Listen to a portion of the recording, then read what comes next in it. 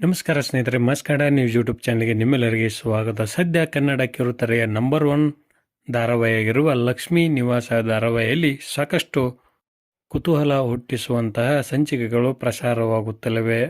ಇನ್ನು 1 ಗಂಟೆಗಳ ಕಾಲ ಪ್ರಸಾರವಾಗುತ್ತಿರುವ ಲಕ್ಷ್ಮೀ ನಿವಾಸ ಧಾರಾವಾಹಿಯಲ್ಲಿ ಜಯಂತ್ ಅವರ ಅಸಲಿ ಮುಖ ಪ್ರೇಕ್ಷಕರಿಗೆ ಗೊತ್ತಾಗುತ್ತಾ ಎಂಬುದನ್ನು ಇಂದಿನ ವಿಡಿಯೋದಲ್ಲಿ ತೆಗೆದುಕೊಂಡು ಬರೋಣ. ಮೊದಲ ಬಾರಿಗೆ ನಮ್ಮ ವಿಡಿಯೋ ನೋಡ್ತಿದ್ದರೆ ಉಚಿತವಾಗಿ ಸಬ್ಸ್ಕ್ರೈಬ್ ಮಾಡಿಕೊಳ್ಳಿ, ಪಕ್ಕದಲ್ಲಿರೋ ಬೆಲ್ ಐಕಾನ್ ಮೇಲೆ ಪ್ರೆಸ್ ಮಾಡಿ. ನೀವು ಸಹಿತ ಲಕ್ಷ್ಮೀ ನಿವಾಸ ಧಾರಾವಾಹಿಯನ್ನು ಇಷ್ಟಪಡುತ್ತಿದ್ದರೆ ಈ ವಿಡಿಯೋಗೆ ತಪ್ಪದೇ ಒಂದು ಲೈಕ್ ಮಾಡಿ.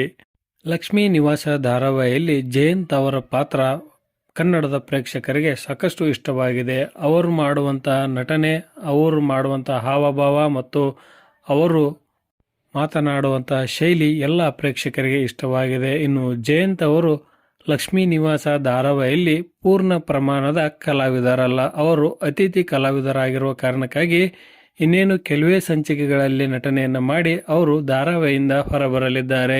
ಇನ್ನು ಜಯಂತ್ ಪಾತ್ರವನ್ನು ನಿರ್ವಹಿಸಿಕೊಂಡು ಹೋಗುವವರು ದಾಸ ಪುರಂದರ ಧಾರಾವಾಹಿ ಖ್ಯಾತಿಯ ದೀಪಕ್ ಸುಬ್ರಹ್ಮಣ್ಯ ಅವರು.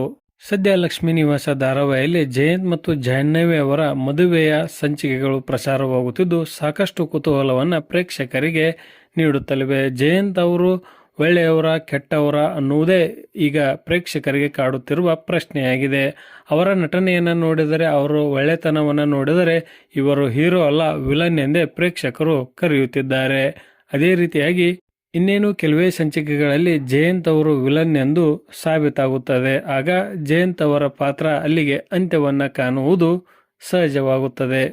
ಸದ್ಯ ಲಕ್ಷ್ಮೀ ನಿವಾಸ ಧಾರಾವಾಹಿಯಲ್ಲಿ ಜಯಂತ್ ಅವರ ಪಾತ್ರವೇ ಬಹಳಷ್ಟು ಹೈಲೈಟ್ ಆಗಿದೆ ಎಂದೇ ಹೇಳಬಹುದು. ಇದರ ಬಗ್ಗೆ ನಿಮ್ಮ ಅನಿಸಿಕೆ, ಅಭಿಪ್ರಾಯವೇನು ಎಂಬುದನ್ನು ಕಮೆಂಟ್ ಬಾಕ್ಸಲ್ಲಿ ಕಮೆಂಟ್ ಮಾಡಿ. ಧನ್ಯವಾದಗಳು. ನಮಸ್ಕಾರ. ಶುಭ ದಿನ.